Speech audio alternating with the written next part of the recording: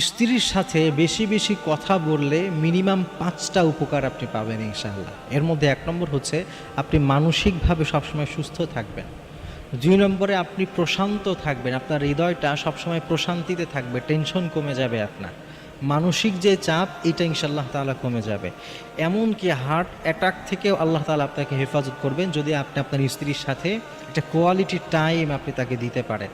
এবং পবিত্র কালামুল্লাহ মাজিদের মধ্যে আল্লাহ তাআলা বলেছেন, অমিন আয়াতিহি আন খলাকা লাকুম মিন আনফুসিকুম আজওয়াজা লিতাসকুনু ইলাইহা ওয়া জাআলা বাইনাকুম মাওয়াদ্দাতা ওয়া রাহমা। সুবহানাল্লাহি বিহামদিহি।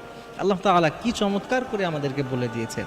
আল্লাহ তাআলা যে স্ত্রী দিয়েছেন, আল্লাহ বলছেন যাতে করে তুমি তার থেকে শান্তি পেতে পারো, এই জন্য আল্লাহ তাআলা তোমাদের মধ্য থেকে স্ত্রী নির্বাচন করে দিয়েছেন। এরপরে আল্লাহ তাআলা বলছেন স্ত্রী আর স্বামী স্ত্রী তাদের মাঝের যে বন্ডিং, এটার নাম আল্লাহ দিয়েছেন মাওয়াদ্দাতা ওয়া রাহমা।